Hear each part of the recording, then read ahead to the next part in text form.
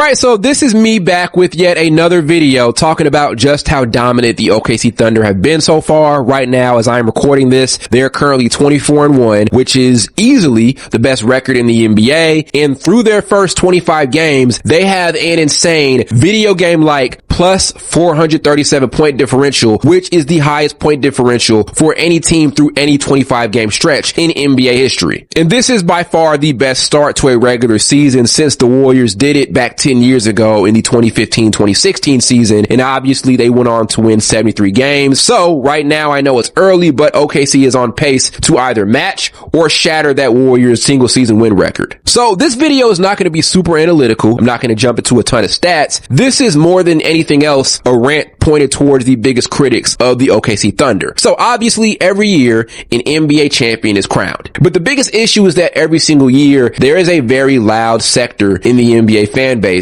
that is ready to discredit or add an asterisk to any team that wins a championship. We saw that to a nasty degree last season with the Thunder, and a lot of those unfair criticisms of them last year in the playoffs is seeping over to the regular season. Now, I get it. Sometimes it is fair to be critical of a team that wins a title, right? I felt that way about the Warriors in the entire Kevin Durant era, but I do think a lot of the narratives that have been painted about the Thunder and a lot of the critiques about this team are not fair and don't truly add up when you really look into it. So I'm going to start with their defense. Obviously, if you watch the Thunder, you know that they play a very aggressive, physical defensive style. On top of rotating well and closing out driving gaps and all of that stuff, they are a physical defensive group. I like that personally, especially for a league where a lot of people were critical of the way defensive players were not being favored anymore. I like seeing OKC play a physical brand of basketball and lock teams down. I love it. But this idea that they get away with fouling teams, right? And that they're unfairly reffed with the way they guard other squads, it doesn't really add up. Sure, you can pull up a bunch of plays and put them on Twitter about how they're grabbing guys or whatever the case may be, but to act like this team does not get held accountable for that or does not get penalized for that, it doesn't add up. In order to get away with fouling people, you have to not get called for fouls, right? So if OKC was giving up the smallest amount of fouls per game, then it'll make sense, right? Then I'll have questions about why this super physical team is not getting called for fouls and sending players to the free throw line. That's not the case. Right now, the Thunder are sitting at the 16th spot in the NBA in fouls given up per game, giving up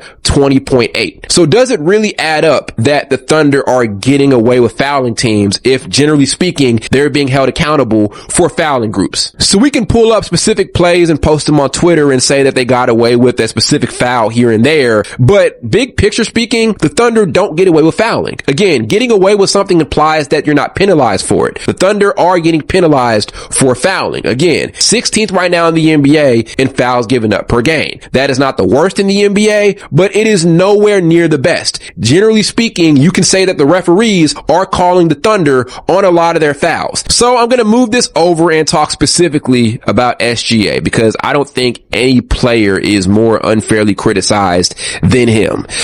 It's a lot of things going on with Shai. For one, he is, in my opinion, a top 3 player in the NBA. He is the leading MVP candidate right now, and I've gone back and forth between him and also Nikola Jokic, and that makes sense because both of them are having these unreal video game-like seasons. But again, just like their defense, we have taken something that is really good and should be appreciated, and we have tried our hardest to discredit it. SGA is a dominant player. Yes, he foul baits. Yes, he does get to the free throw line a lot, but I think a lot of the critiques for SGA aren't really fair, and it doesn't really add up with how we criticize other NBA players. I'm not trying to throw Luka Doncic under the bus at all, because I think Luka is amazing, and Luka is also an elite level player and is on the brink of being the best player in the NBA. But loving Luka and hating SGA does not add up. And you know what I'm about to say next.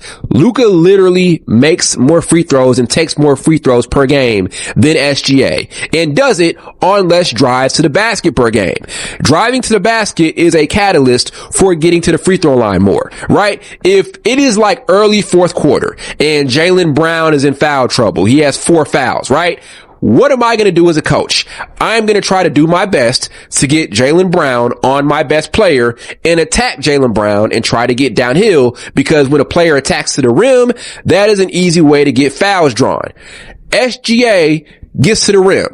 SGA takes free throws. When you have a guy that drives to the basket a lot, where there can be a lot of ticky-tack fouls and it gets tough for referees in that situation, a player is going to get a ton of free throws. So I don't get the critique for SGA getting free throws a lot and discrediting him and not trying to give him his propers or whatever the case may be, while talking about Luka in such a positive light, when Luka takes, again, less drives, averages almost the same amount of points, and gets more free throws. That does not really add up, and that is that inconsistency and critique that I'm talking about. Again, there are definitely clips on the internet of SGA getting some iffy calls in his favor, without a doubt. But again, bigger picture, is it fair to say that he does not deserve his 9.9 free throws per game when he drives to the rim more, but Luka deserves his 12 or whatever free throws per game? You've got to make that make sense for me. So my biggest issue is there is more to appreciate about the Thunder than there is to critique. They won an NBA championship and had an amazing season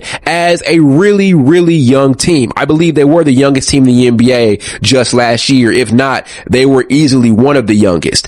All of their talent was from the draft. The only guy in that core who was not drafted to the Thunder was SGA, who was traded to OKC in his second year, right? So they have homegrown talent in a league where we all thought teams with veterans and superstar talent were going to be the ones to win it. I really think there is way more to appreciate and love about this team than there is to critique and break down totally. And that is my biggest issue with people right now. Again, I have no issue with criticisms, but there is way more to appreciate about this group and about SGA than there is to dislike and paint really unfair narratives about. This is a dominant group, and we're talking about a team that has potential to be an all-time level team sometime down the road. I think now is the time to find a way to appreciate them while they're here, because again, we always, as NBA fans, hate something when it's here and miss it when it's gone. Let's not make that a thing here with the Thunder. So hopefully they can stay consistent, break these records, because we need another dynasty. I'm ready for that to happen.